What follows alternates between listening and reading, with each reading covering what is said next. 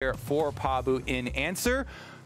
Which is a very versatile AD carry, you know, from the jungle when you have frontline elsewhere in your draft. And that's why they combine it with Bio Panthers Ornn. This is one of the guys that never stopped playing Ornn, okay? Everybody else kind of jumping off the train, you know, reaching out to the Renekton's, out to the Gnar all the time. Go Spears. I want to see some Anonymous Spears, and I want to see them finding their way into the hearts of those PENTANET GG players. That's what I'm looking at here for this Nidalee. Over on the other side, Pabu, here on the Kindred, this is another one of those picks that, since the playoff patches that we've been used to watching, has received a couple of different buffs. So I want to see if Pabu's able to smurf it up here on this pick.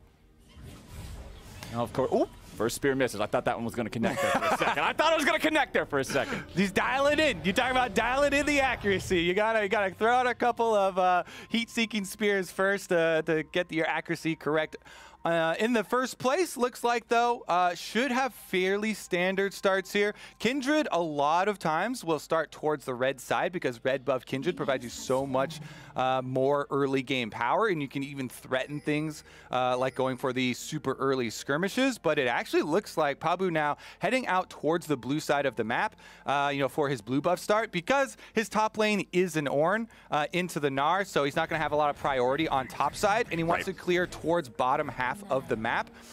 Even though Tahm Kench Varus doesn't have, you know, hard CC starting out at the early levels, the slow from the tongue from Tahm Kench is enough to really chase people down and have that threat. So Kindred's going to be pathing down towards the bottom, you know, trying to work off of some pushing power there. Varus, early levels, is a very strong laner, and he's just hoping that he's going to get a bottom spawn for the Scuttle Crab for the first mark. That's your ideal start for Kindred, you know, for one of your pushing strong early lanes to be on the side where the mark actually spawns. The good old Scuttle Crab coin flip for the Kindred players. We'll keep an eye on how that one shapes out, and we'll see specifically if either of these junglers has a better opportunity than the other once they find their way across to these opposite ends of the jungle once more, going through with the clears. You can see it looks like we're going for a full clear here from both players, both stopping off to the wolves before heading into their red quadrants. So everybody's going to be on about the same timers here, it appears. Yeah, the thing is, until we have those jungle changes that have been kind of teased on Twitter and stuff by the balance team, you're going to highly prioritize full clears or close to full clears to get your camp cycling, because the cooldown is so short on it, still the 2-minute respawn, and the value there that you lose is just not worth any sort of early variation in your pathing, especially because they reduced, you know, the bonuses that you actually can get for experience for duo kills and stuff like that. So even with champions, you know, like Kindred, going to want to try and go for close to full clears. And you can already see, playing off the pressure from bottom lane, they actually use it for an early recall here for Praedyth, pushing in that third wave and being able to move up into the river here. The River King is establishing river dominance for Pabu to make sure that they're going to be able to get the Scuttle Crab. They do lose the 50-50, so coin flip goes the way of the unicorns. Anonymous will be happy to take away the mark and the Scuttle Crab there from Pabu. So, you know, going to delay a little bit here the Kindred mark stack up. Again, remember, 4 marks is so incredibly big for Kindred. Trying to get the first 4 ones for the range bonus really does establish a lot of the mid-game power of the champion. Off of this top lane Scuttle Crab as well, you just secure so much, you know, pushing power there for the Gnar. You always want to try and harass the Ornn as much as you can. Bottom side, though, wrapping around for a possible, you know, lane gank here right into the brush. Yeah, it doesn't look like they're going to find a lot of success with this. I feel like Pabu's probably just chilling here to make sure that their opponents don't try anything, and he'd be there for the counterplay instead. I mean, with Tahm Kench and Varus together, there's not a lot of early playmaking tools here between the two of them, so Pabu will head back to base, but it was Anonymous who backed earlier, so he's out onto the map more quickly. He's already started on his second clear, and if we know anything about jungling and we know anything about Nidalee, Kobe, it's that this champion can run away with the tempo of the game, but down here in bottom side, nice little bit of trading going back and forth, and it's Praedyth who's hurt the most. Yeah, and they also got the cooldown of the Devour out, which is very long in the early levels. They've got defensive vision available to them, though, so a little bit of sneaky maneuver there from Anonasek, using the hop there from Nidalee to try and get around some of the early wards. Decides not to progress with it, though. You know, again, we mentioned wanting to keep your camp cycling here, and can't actually just give up the opportunity cost. So you lose out on too much golden experience if you're fishing around there. Going for a tower dive early on Tahm Kench Varus, you know, with all the summoners being available, very, very difficult there, you know, without a lot of health advantage, and just returns to the clear towards this top side of the map. And you could see there as the camera was hovering over mid, it's Chaz who has total control over that lane, keeping the wave shoved up. No man's forced to farm underneath turret. You can look at his health and mana bars on the side of your screen right now. He's still got that TP ready to go, and he decides to go back to base and then use that immediately. A good choice because he was completely without any presence in the lane whatsoever. Totally out of mana, totally out of health. Now he's back in here. Now he's ready to go, and Chaz won't find any meaningful damage on him before he goes back. That's often something you see players try to do. If they know that they already got their opponent's TP out of the way, they'll try to stick around, get a little bit of damage before they go back and then TP back in themselves. But hey, it didn't work out here this time, and there's another TP, but looks like we might see him. Are they switching up?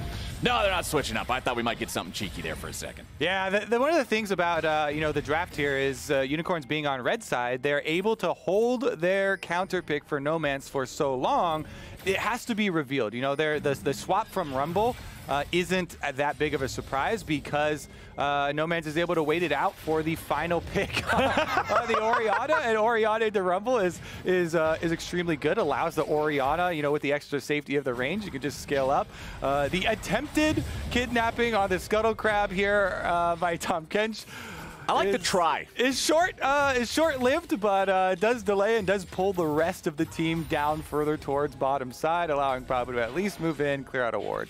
I like the fact that he went for it. Yes, they didn't have the manpower to secure the thing, but just doing that, I love to see it. Back down here on the bottom side, Praedyth will clear out these minions. Lodic will start to channel the recall, but then has to step back as his opponents once again are going to continue trying to apply that pressure. But talking about pressure, Kobe, it's Pabu in the enemy jungle looking to take away here with this blue buff.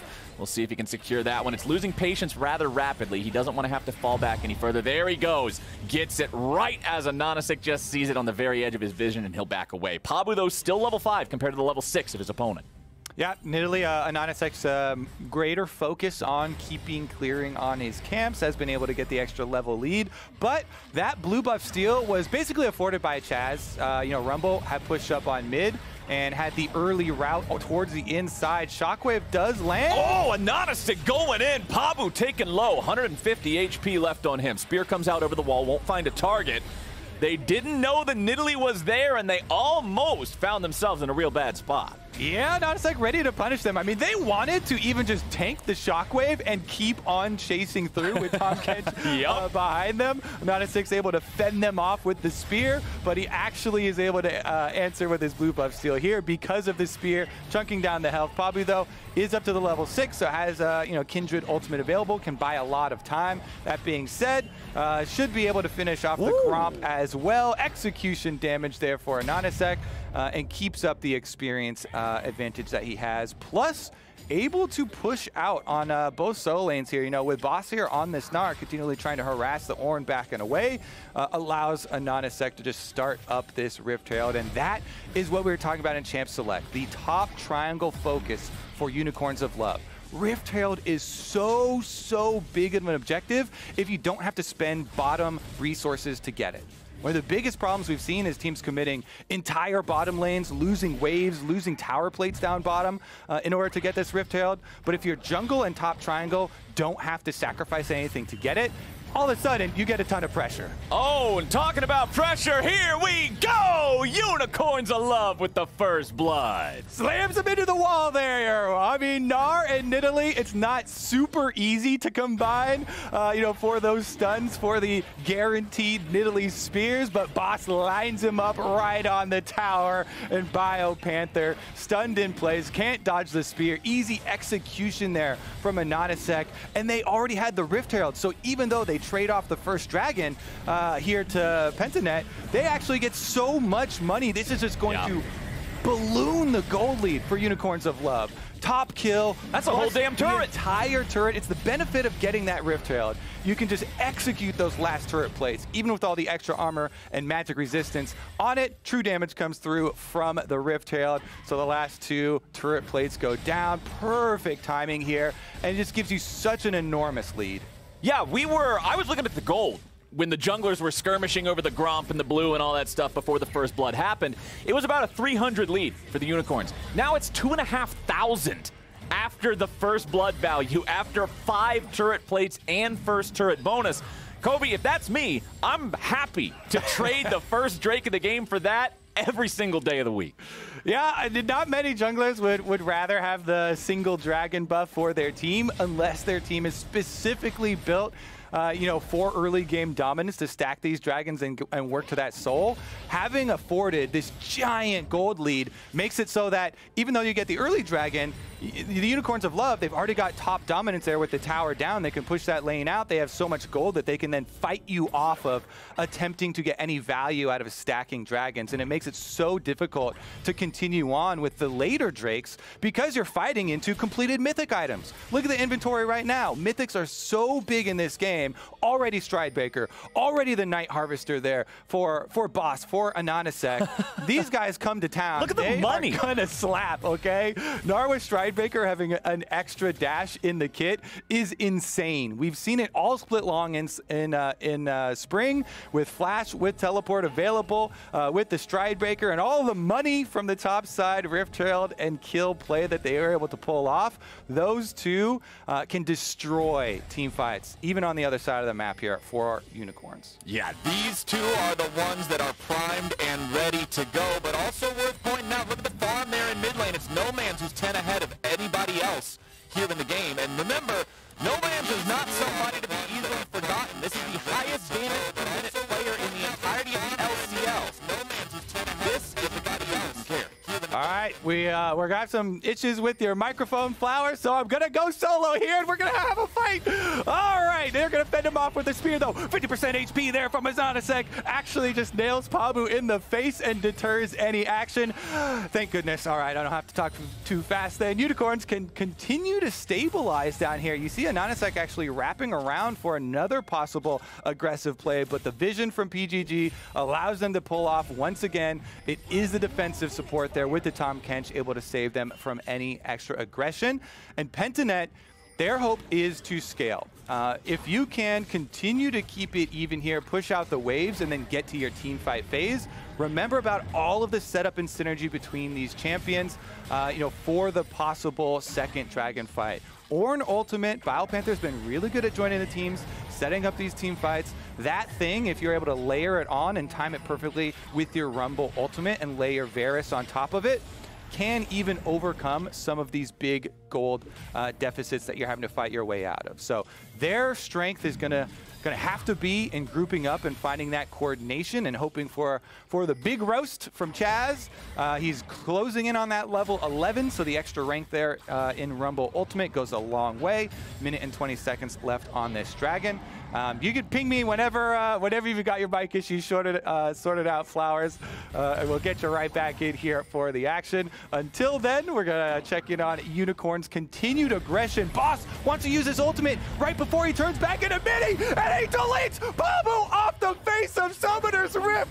Oh my God, what a combo there for him. Boss, you thought he was ahead already. Stridebreaker's in as the Mega Gnar is turning off. He gets to finish it, uses it. Boulder just blows Pabu up. No chance to flash, no chance to pop his Kindred ultimate, and Boss just does it better. Oh my goodness. All right, well, that was fun. Nice little play-by-play initiation here. Teleport gonna get right back out here on the screen for Nomans. You just gotta brush that one off if you're Pabu. Honestly, that was brutal. Look at this. Okay, Boss is closing in. Never mind, right back to live. Chaz is dying. Looks like it's going to be an escape for him here. Flowers, you're counting in my ears at the moment. Chaz, though, only 100 HP left there. No Man's can't finish it, even though it's a good individual play from him. Team difference comes in. BioPanther and the rest of PENTANET trying to converge. They want to make use of that synergy. Here, let's see if they can actually do it. They have no Ornn ultimate available, though, so the team fight gets really dicey. Shockwave is also down on the side of Unicorn, so maybe Pabu steals. No, he does not. He's going to have to jump back out. No harm, no foul there. Does get hit by the spear, though. He's going to have to get off on the edge, and they finish it. Boss, once again, jumps right in, gets the stun against the wall. Even with the exhaust, they chase him through their own jungle here. Santos actually headbutts him to safety, and even with just losing Pabu there, and it's an exchange as PGG get 1-for-1. No Man's going down. No Shockwave really did hurt Unicorns. They get the dragon, though. They stop that PGG stacking that we we're talking about. The extra gold coming in big and trying to shove them off. Pabu actually bought a lot of time there with the ultimate and tried to delay, but definitely goal accomplished here for Unicorns of Love. Here's another look at it. They're focused on the dragon. Boss is trying to run interference on the rest of the team. And even though Pabu attempts to go for the steal here, he takes a spear on the way out. And that spear marks him for death. Boss does it again. Gets right in there. They just squash Pabu. In the meantime, though, you see on the right side of your screen, Rumble Ultimate, no joke there. Roast down No Man's. And without the Shockwave, didn't have as much teamfight control as we will see later on in the game for Unicorns. So good at least trade there for getting 1 kill for PGG. It's going to be a drop in the bucket as far as the gold, though. And now that the dragons are split as well, there's not an advantage that PGG can try and have as a crutch, building up towards the mid stages of the game. Let's see if they can actually recover from this, and if Flowers can fix up the microphone there. I heard a little bit of an update. Not a sec, though. Red Smite does go down. Jumps off. Rumble Ultimate gets him to 50% HP, and he is out of there. No Man's has him with the extra speed up here on Orianna. You can see this is all taking place while Unicorns are splitting. So they're getting extra money for pushing both side lanes out. Kaisa on the top side. Extra levels in her go a very long way, approaching that level 11 for Logic, so he can follow up on some of these plays. Oh, thank God. Welcome, my friend. Okay, I don't think I'm a Terminator anymore. If I am, we're just going to have to fix it again. But for now, we are back, and we're still in a game with about a 3,000 gold deficit. Let's do it. Kobe, you are hereby officially relieved of play-by-play duties. I'm sorry. Take a drink of water, buddy. You deserve it. After talking nonstop for what feels like an eternity now, I'm just sitting here on the sideline, chomping at the bit, ready to go. All right, all right, all right. We got ourselves, ooh, okay. As soon as I get back into the game, we got the chains of corruption flying out there, just barely not finding the target. I like the fact that they're going for it, though, but here in the side lane, man, it's still just Boss's world. It is Boss's world. He is aptly named right now. Boss of Summoner's Rift has been the story so far. Huge individual plays from him, targeting Pabu over and over. And we haven't even had to see one of the big counters, which is usually, oh, Gnar can then sweep the team off of the Kindred ultimate. You know why? Because Boss has just swept Kindred off of the entire map here. He's just 100%ing Pabu whenever he gets over there. But again, they do have multiple displacements on the side of Unicorns. The Alistar, the Orianna, the Gnar, all these things that can cause a problem for later usages of Kindred ultimate. Since we're focused so much on play-by-play, we didn't get to touch on it earlier in the match, but that is going to be another problem for PENTANET and Pabu to try and deal with as they move forward. Again, though, yes, they are behind. Yes, they are underdogs, coming into this. They've got to try and focus on that team synergy. BioPanther is at the crux of it. So he holds his ultimate here. He flashes out of the possible combo and chase down here from Boss. If they have their ultimates, though, that is their big hope. Trying to get some lineup here. If you're able to snare No Man's / Logic, maybe both in an optimal world, and layer that Rumble ultimate and the ultimate there from Ornn, maybe. they can make a big play at one of these team fights. If you win the team fight, get right back into it. 50 seconds left on this Dragon. I expect Unicorns to have a much better setup because they have so much more control. They can try and push into the river first, and it makes it very difficult. If an Orianna pushes into the river first and gets to push the ball back and forth, denying you some of these entry points into it, then it gets really difficult. But PGG, good setup from them. PENTANET, they are there first, into the river. Control wards are down, trying to zone, trying to make the most of this Rumble ultimate. Can they catch Unicorns in one of these small corridors? If you head them off in the jungle as they're approaching, it's so much easier to try and get one of those godlike comeback ultimates. Unicorns of Love just seem to be happy to march it down mid right now. If PGG want to control the Drake pit, they're going to control the tier 2 turret. Demolish ticking down. There's the proc on that. BioPantha decides it's time to fight. Equalizer comes down. No Man's and Lotic separated from the rest of the team. But honestly, Kobe, both the Ornn ulti and the Rumble ulti used for only 40% HP on 2 players? That is not enough. You know what that signals to me, Flowers? That's a green light for the Dragon if you're UOL. Yep, those ultimates were PGG waving bye-bye-bye to that Dragon. That Dragon is gone, long gone. Maybe they're a little bit scared about fighting the fight in the first place, and they want to put it off until the 3rd Drake, which is a possibility if they can continue to try and scale evenly. But the problem is that it's actually difficult for them to stay even because they've lost, outer towers so early on in top and mid. You lose out on your blue quadrant jungle camps very frequently. So Nidalee is well positioned to go counter jungle a lot, and the gold lead that Unicorns have can be a problem that's just exacerbated by delaying to the next Dragon. You see them finishing up on the last outer turret here now.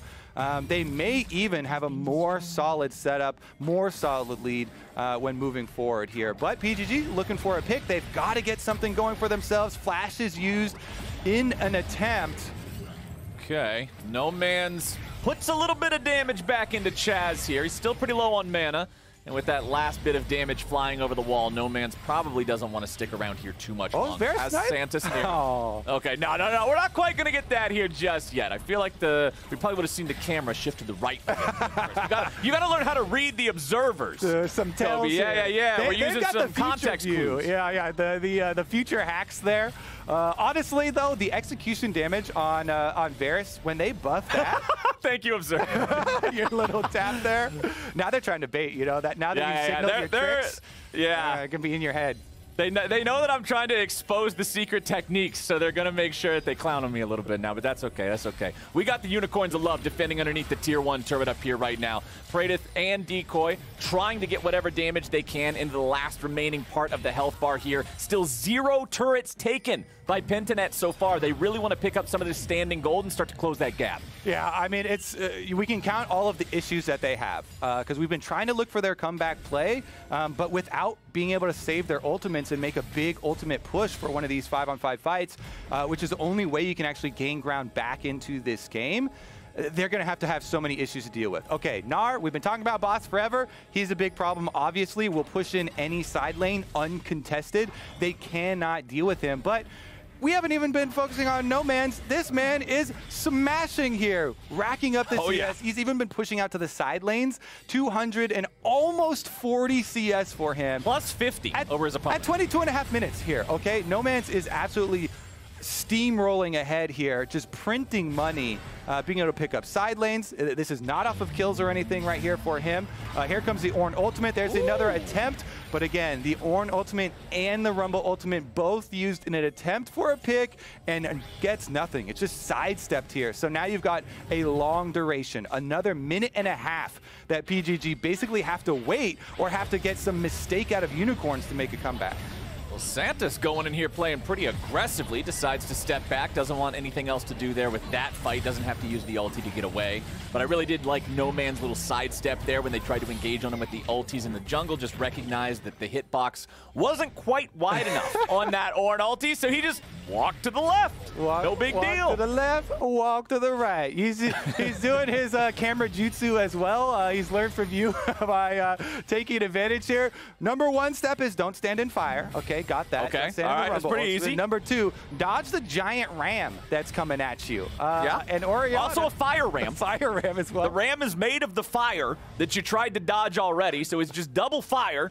You don't want to get fired. Pretty easy stuff here. But we still have ourselves, Kobe, a 5,000 gold difference between these teams. It's exactly as you said a couple of minutes ago when we were watching Boss knock down that Tier 1 turret in the bottom lane. These gold advantages keep building and keep building. And if the strategy is to stall out for a better fighting spot, I'm not a League of Legends expert. I peaked at Diamond 1, but I'm pretty sure that we don't want to keep waiting until we're 15,000 gold behind. Yeah, I mean, even though they do have Ornn item upgrades that will be coming in now, it's still very difficult for them. You know, because Pabu, oh, here we go again. Oh boy, that spear did not feel good. And now they're just waiting around. Pabu has to flash over the wall just to stay alive, and Chaz is having a bad time in mid lane. Boss just chasing him down there, doesn't want to go any further. Chaz at about 1/3 HP, 40 seconds to go till that Drake is live. I was going to say, normally some of the, team fight